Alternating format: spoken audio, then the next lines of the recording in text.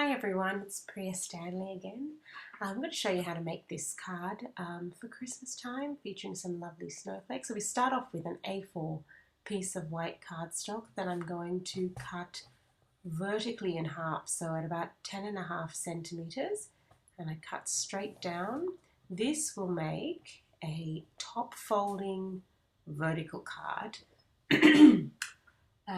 So yep, here I go. I'm just matching up the corners as I usually do, and then with my bone folder I just press down, making sure that's absolutely straight. Just press down so I get a nice crisp edge, a card that will stay shut and fold properly.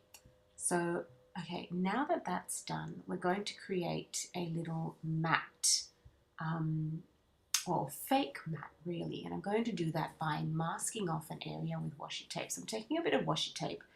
I'm just taking off the tack off the washi tape. Washi tape is repositionable, but it can, if you're not careful, take some of the paper off with it when you rip it off. So by taking some of the tack off by rubbing it on your hands, you're kind of taking some of that stickiness off, and so when you go to take it off your paper, it's not going to rip layers off your paper, or so you hope. I have been wrong in the past, but yeah, you can't be too careful, so you want to take off some of that tack. So here I go. I'm going to put down a strip of washi tape right up against the edge on all four sides of the cardstock of my front panel. So here I've done it all now, and here is some pistachio pudding Stampin' Up! Ink, and I'm going to ink inside that masked off rectangular area with a mini ink blending tool from Tim Holtz. So now I'm just going to test it out on some scrap paper before I go in straight away. I want to see how much ink I've picked up, and to get a good idea you want to do a little test. So that's not very much ink at all, so I'm going to pick up some more ink. And can you see that little smudge that I've made? That is a good reason why you don't go straight into the middle of your masked area. So when you ink, you want to start off the edge and work your way in. That might give you a very light amount of inking, but it's always better to start off light with a little bit of color and then add more than to start off really heavy and then realize, hang on, that was a bit too much. So, okay, I'm just speeding up all of this. So I just continue inking around all the edges. I'm working my way from the edges in, as you can see. And now that that's all done, now that doesn't look like it's very much, but just watch and see. When I peel away the washi tape, you can see actually I've got quite a little bit of ink on there, and it just gives this lovely pastel mint green sort of area in the middle, and it looks like I've added a matte in a mint green cardstock, but I haven't. I've just inked it lightly, so it's a really subtle look, and it frames the middle area of your card front nicely to add your focal point.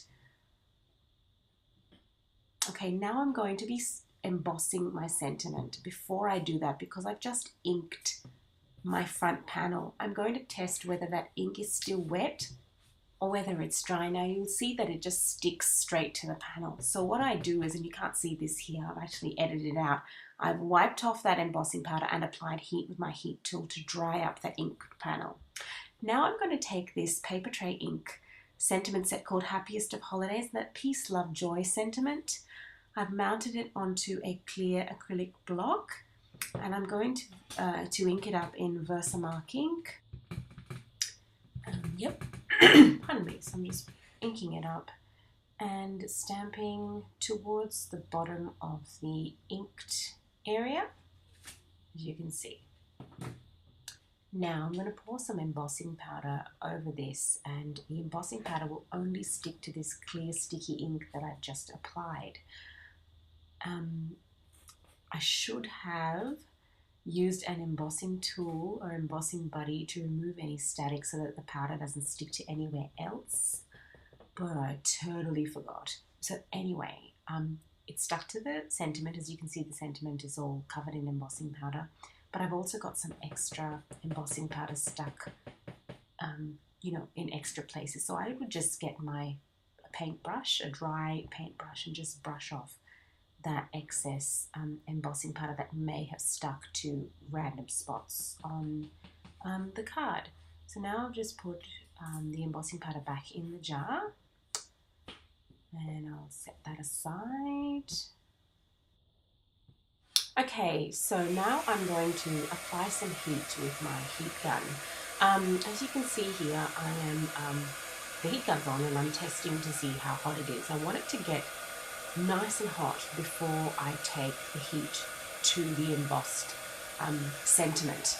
The reason for that is when you heat emboss, your cardstock tends to warp, and the hotter your heat gun is, the less time you'll need to apply heat to the embossing powder to melt it.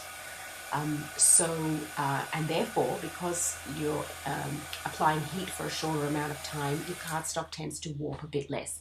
And I've also heated the back of that cardstock so that whatever warping happens when you're heating the front gets cancelled out by doing it on the back. There you can see a lovely, shiny, raised sentiment. Okay, so now I've got these pre-die cut snowflakes.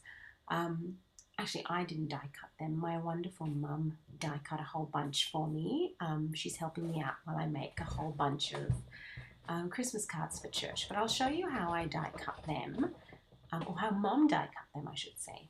So I actually just printed out a whole bunch of these snowflakes. I did this on Stampin' Up's My Digital Studio software. It's a stamp set called Festive Flurries, and that's a digital version. So I guess it's like clip art, but a whole lot better. You can just print things out in any Stampin' Up colour, and then you get this die which matches perfectly with the snowflakes that you've just printed out. And so I'm just attaching the die to the paper, taking off that tack again. So I've positioned the die perfectly over the snowflake, so I know it's going to cut out really centerized and it's not going to be all wonky. And now I'm just putting it in between the two cutting plates, and then I'll roll it through the Big Shot, which is really dusty, by the way. Didn't realize that. I do now when I'm doing this voiceover. Anyway, so that's done, and now I'm going to really carefully take the cut snowflake out of there. You don't want to be too heavy-handed with this or you'll rip it. Okay, so there we go.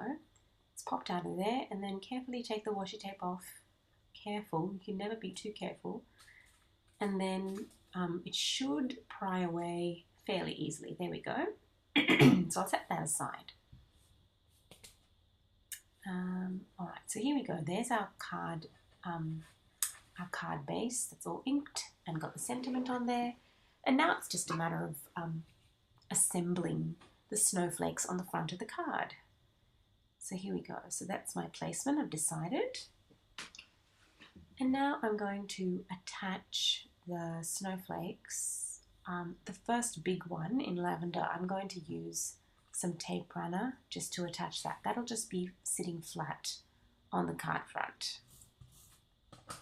So this is glue tape from Bostik, and I just picked that up from my local Officeworks store. And then I'm going to put some foam tape on the back of this little snowflake. So that will have a bit of dimension. Gotta love a bit of dimension.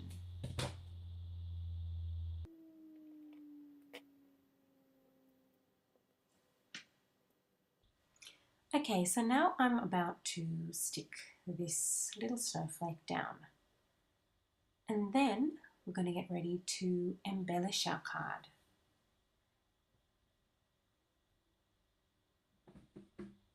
So I got my box of sequins out again. Sequins and embellishments. They're not purely sequins in there. But anyway, I've got these iridescent pearly white sequins. They're clear, but they're white, but they're pearly at the same time. And now to adhere them, I'm just going to stick some Mod Podge Dimensional Magic. I just put my glue down, one for the middle of each snowflake, and then it's always good to make a visual triangle. So I've got my two that'll go down the bottom and one sequin that'll go somewhere around there, the top.